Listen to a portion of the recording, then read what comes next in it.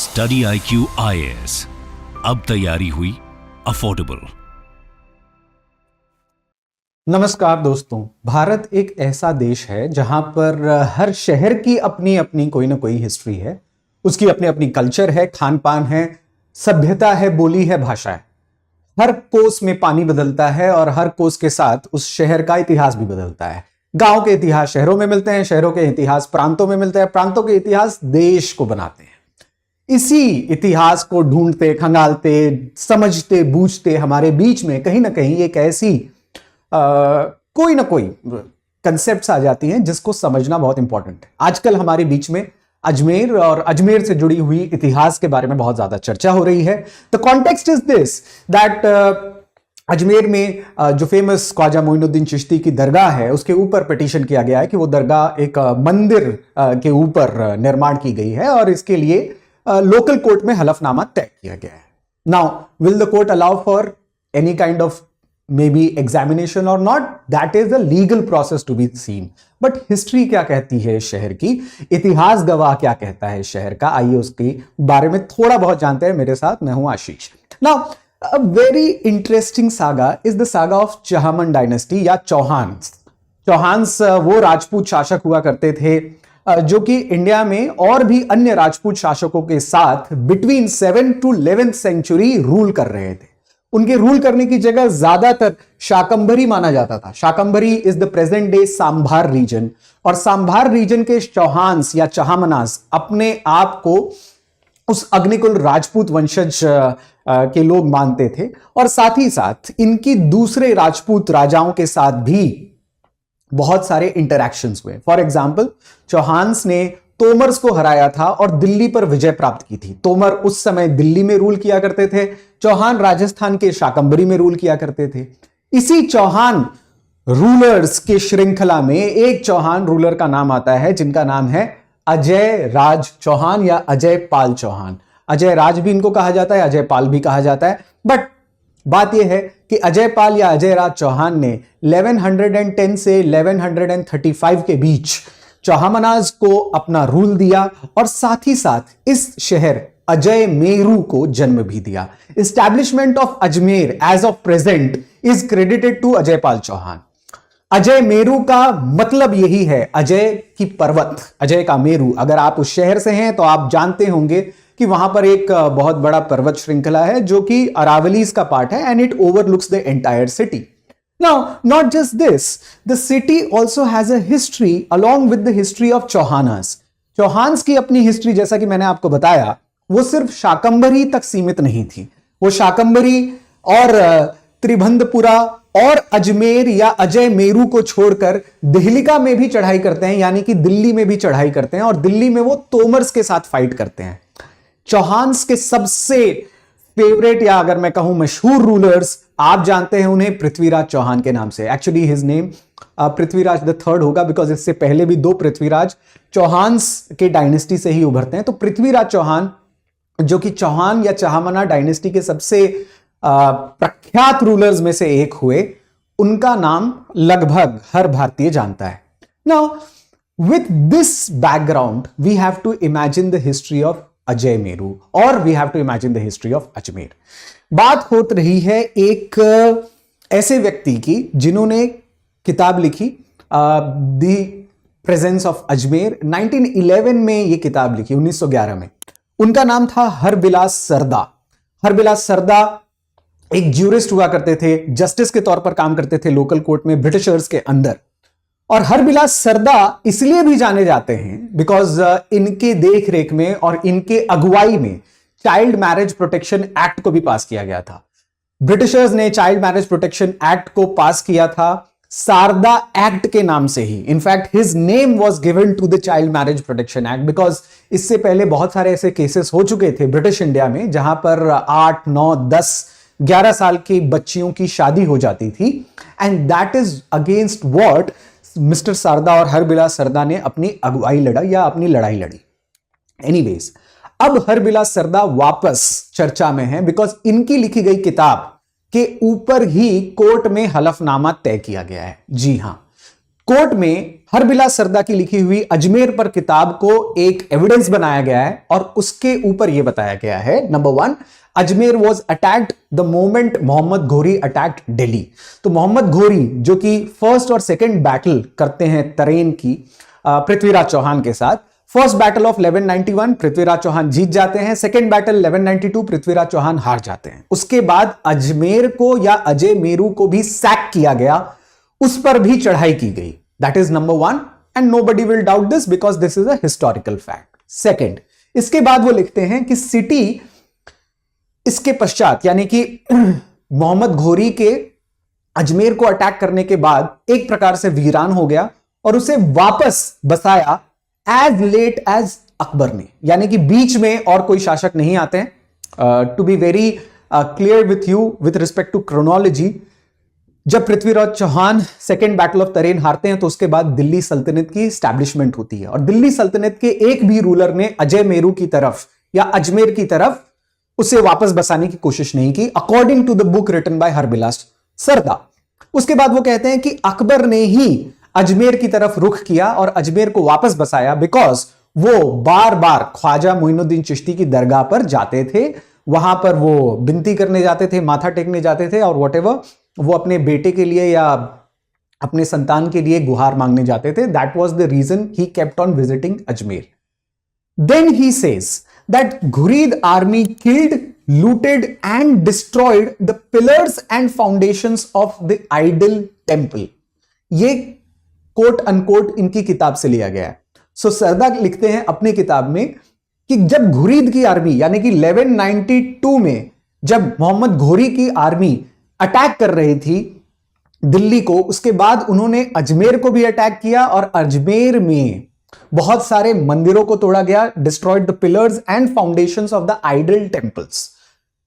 गौर करने की बात यह है कि हरबिलास सरदा यह नहीं लिखते हैं कि मोइनुद्दीन चिश्ती की दरगाह को जहां पे बनाया गया क्या वहां के लिए टेंपल को तोड़ा गया है। इन जनरल वो डिस्ट्रक्शन की बात कर रहे हैं जो कि लगातार हो रहा था। अगर मोहम्मद घोरी की बात या उससे पहले महमूद ऑफ गजनी की भी मैं बात करूं तो सोमनाथ को भी अटैक किया गया था और सोमनाथ के साथ साथ बहुत सारे दूसरे मंदिरों को भी अटैक किया गया था। मोहम्मद घोरी जब यहां पर अजय मेरू में अगर कोई टेंपल को अटैक कर रहे हैं तो कोई नई बात नहीं होगी। इतिहास इस बात का गवाह रहा है कि जब भी अटैक्स हुए हैं बाहर से तो टेंपल्स के ऊपर अटैक हुए हैं because temples was the repository of wealth. वहां पर वेल्थ पाया जाता था, वेल्थ रखा भी जाता था। राजा महाराजाओं के घरों में या महलों में वेल्थ नहीं मिलता था, टेंपल्स में वेल्थ मिलता था। Anyways, what is the story against और what is the story after this. इसके बाद बड़ी इंटरेस्टिंग स्टोरी है कि क्या एक्चुअली टेंपल्स तोड़े गए थे। जब तक मैं वहां पर आऊं एक इंपॉर्टेंट अनाउंसमेंट आप सबके लिए, पर्टिकुलरली उन लोगों के लिए जो ये सेशंस देख रहे हैं हमारे सिविल सर्विसेज एग्जामिनेशंस को क्रैक करने के लिए। Now I all definitely know that all of you are very diligent students जो 2026-2027 की तैयारी करना चाहते हैं और अभी भी आप ग्रेजुएशन कर रहे हैं। फॉर यू 2026 की फाउंडेशन बैच प्रीलिम्स, मेंस और इंटरव्यू, जिसमें आपको सिर्फ प्रीलिम्स की भी तैयारी अलग से की जाएगी, उसके बाद मेंस रेसिडेंशियल प्रोग्राम भी दिया जाएगा, यानी कि मेंस की तैयारी ऑफलाइन मोड में रेसिडेंशियल प्रोग्राम में दिल्ली और गुरुग्राम के हमारे कैंपसेस में होगी, and interview guidance program along with 1-to-1 mentorship for 2026 and for 2027 also. यानी कि 2 साल का लगभग लंबा समय आपको मिलता है तैयारी का। वो आपके ऊपर है कि आप 2027 में देना चाहते हैं या 2026 में देना चाहते हैं। जिस साल भी आप देना चाहते हैं हम उसके लिए तैयार हैं। The batches are going to run from 7th of December। शाम के 6 बजे से बैच शुरू हो जाएगी। You have to use the code ASHLIFE to get the maximum discount, otherwise आपको ज्यादा पे करना पड़ेगा। So don't do that। जब भी आपको मौका मिले आप कोड यूज करिए ASHLIFE for the maximum discount that you can get on the study IQ courses for all of the batches। चाहे आप PCS के लिए भी कर रहे हो, जुडिशरी के लिए भी कर रहे हो और UPSC सिविल सर्विसेज के लिए तो है ही। Now I'm coming to the reason that why this was happening and what is the reason behind it। Ajay मेर या अजय मेरू अपने बहुत सारे राइटर्स की किताबों में फीचर हुआ है। सबसे पहले ये किताब ये बताती है, मिस्टर सरदा की भी किताब ये बताती है और साथ ही साथ दूसरे हिस्टोरियंस की भी, जैसे सिंथिया टैल्बर्ट की किताब या रॉबर्ट इरविन की किताब, रॉबर्ट हैमिल्टन इरविन की किताब, बहुत सारी किताबें ये बताती हैं कि महादेव का मंदिर हुआ करता था जहां पर ख्वाजा मोइनुद्दीन चिश्ती अपनी खानका बसा रहे थे। खानका मतलब जहां पर वो अपनी हॉस्पिस, रहने की जगह बसा रहे थे, नॉट मकबरा या नॉट द रेस्टिंग प्लेस। जब मोइनुद्दीन चिश्ती जिंदा थे तब जहां पर वो बैठते थे, मेडिटेशन करते थे, उसके बगल में महादेव का मंदिर हुआ करता था। Number 1। Second, it says that there was a practice of offering sandalwood paste to the temple followed still today by the घरियालीज ऑफ दरगाह। दरगाह में एक या मोइनुद्दीन चिश्ती के बाद में जो दरगाह बना वहां पर एक पोजीशन हुआ करती थी घड़ियाली की। घड़ियाली का मतलब जो टाइम कीपर है, टाइम वॉचर है, तो वो हर 1 घंटे में जाकर कुछ काम करेगा वहां पे। So that is the time watcher, because उस जमाने में घड़ी नहीं हुआ करती थी तो आपको टाइम अनाउंस भी करना होता था। तो वो ये बताते हैं कि जहां पर महादेव का मंदिर था वहां पर चंदन ऑफर किया जाता था, और ये काम जब बाद में दरगाह बना तब भी ऑफर किया जा रहा था बाय द घड़ियालीज, जो वहां पे घड़ी या टाइम बताने का काम करते थे। And then it says Robert Hamilton Irwin, जिन्होंने 1841 में अपनी किताब लिखी, यानी कि शारदा के किताब से बहुत मतलब 60 साल पहले, 60-70 साल पहले शारदा जी ने अपनी किताब 1911 में लिखी। इन्होंने अपनी किताब, रॉबर्ट हैमिल्टन ने अपनी किताब लिखी 1841 में। वो ये बताते हैं कि meditation of Khwaja Chishti alongside offering water to Shivling is a very famous story. कि ख्वाजा मोइनुद्दीन चिश्ती जब मेडिटेशन के लिए बैठते थे तो वो झाड़ में एक पानी का घड़ा बांध देते थे जिसके नीचे पानी टपकता रहता था और शिवलिंग के ऊपर गिरता रहता था।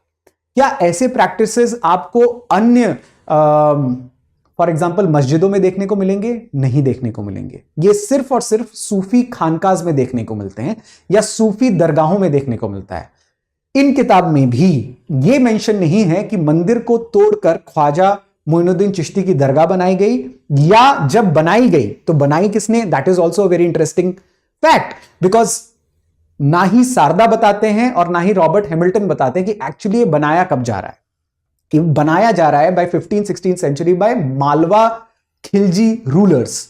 जो मालवा के जो खिलजी रूलर्स थे, not the dynasty of Delhi Sultanate, Delhi सल्तनत के खिलजी रूलर्स नहीं, मालवा के जो खिलजी रूलर्स थे, उन्होंने मोइनुद्दीन चिश्ती की थोड़ी बहुत छोटी सी दरगाह बनाई, और उसके बाद जो प्रैक्टिसेस चल रहे थे, मान लीजिए अगर बगल में शिव का मंदिर होगा या साइड में शिव का मंदिर होगा, तो उस पर जो प्रैक्टिसेस चल रहे थे वो चल ही रहे थे और वो कंटिन्यू किया गया। इनफैक्ट रॉबर्ट इरविन बहुत सारे अकाउंट से बताते हैं कि ख्वाजा मोइनुद्दीन चिश्ती खुद पानी चढ़ाते थे या पानी बांध देते थे झाड़ से, जिसकी वजह से शिवलिंग पर पानी टपकता रहता था, and he used to meditate on the side.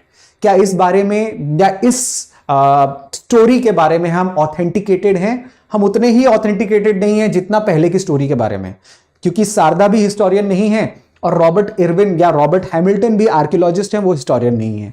तो हिस्टोरिकल अटेस्टेशन इस फैक्ट का ज्यादा नहीं हो पा रहा है।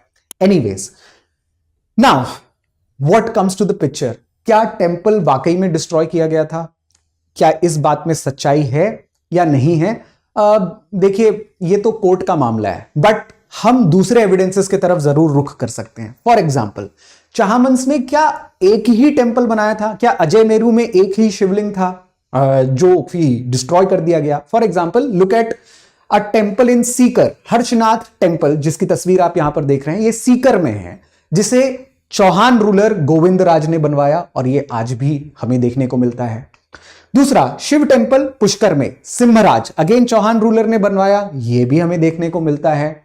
Vigraharaja, one of the Chauhan rulers, जिन्होंने वापस एक विष्णु टेंपल बनाया, वो भी हमें देखने को मिलता है। इनफैक्ट अजमेर में ही चामुंडराज ने विष्णु टेंपल बनाया।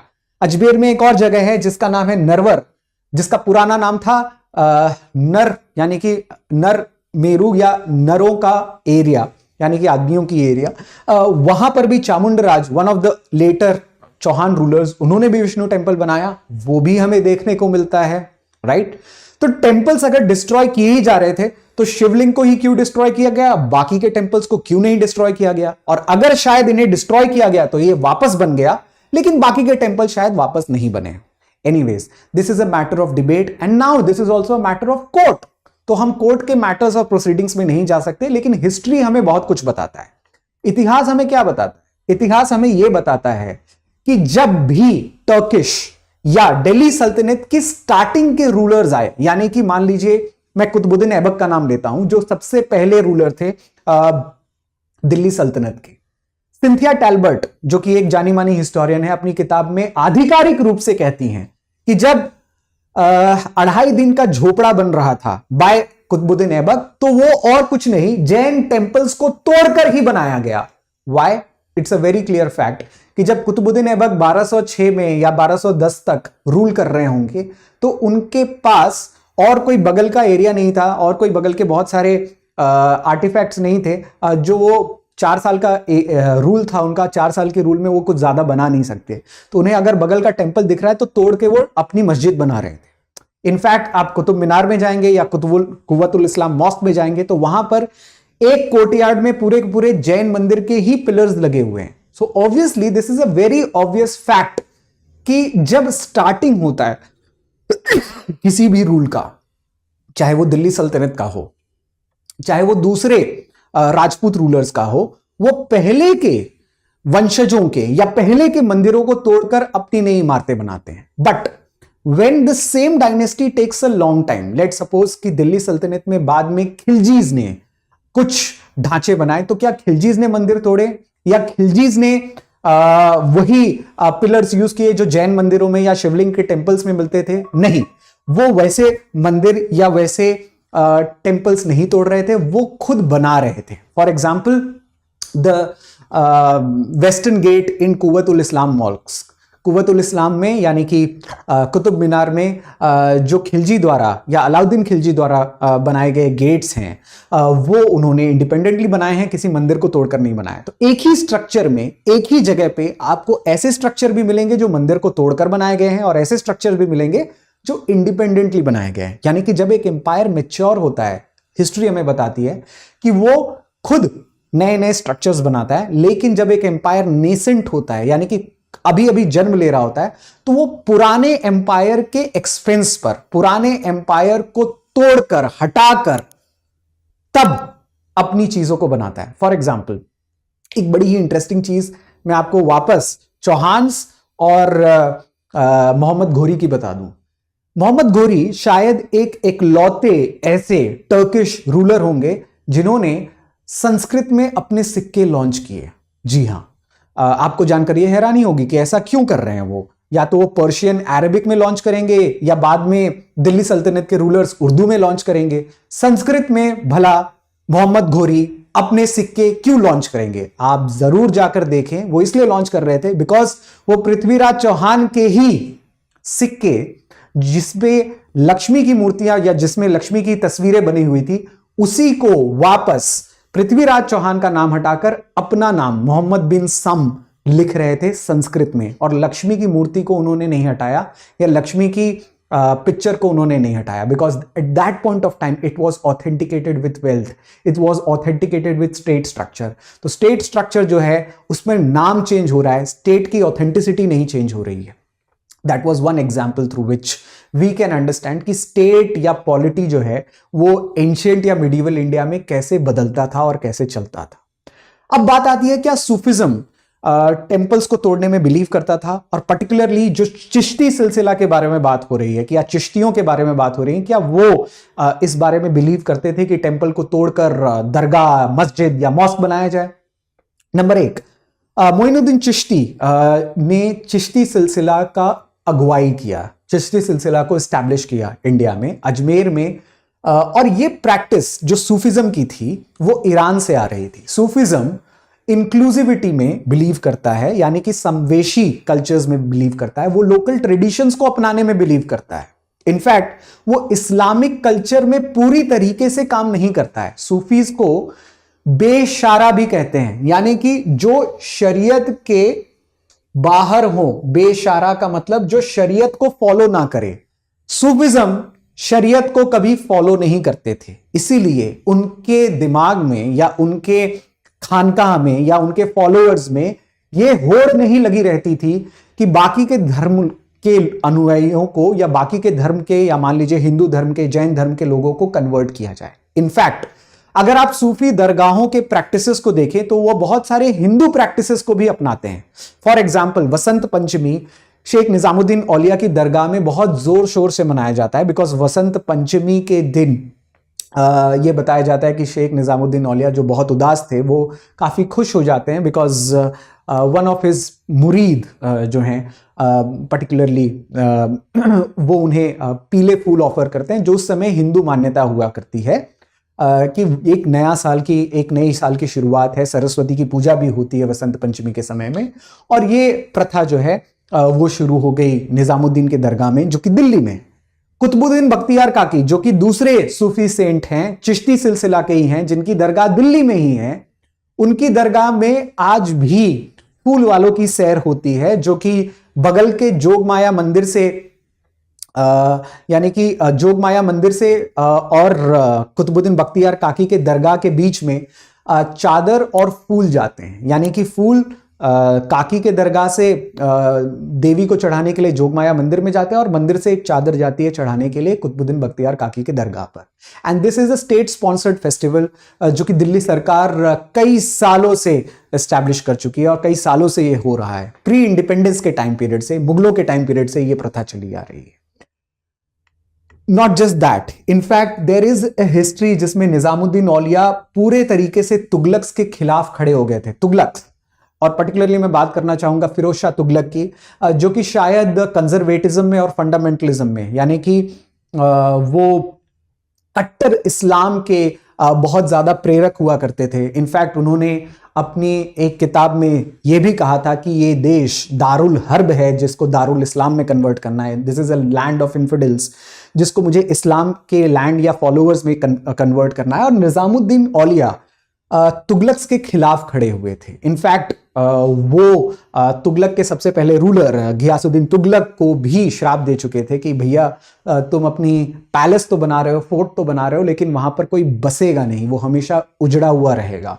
And that happens to be true even till today.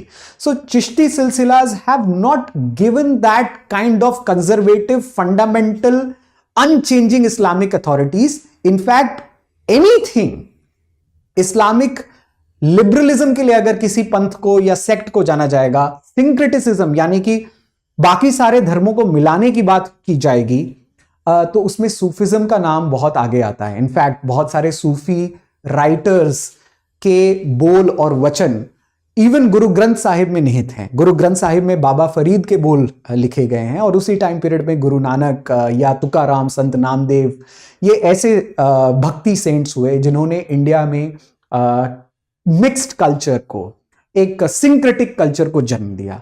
So Sufism has a different history than what it is nowadays being projected.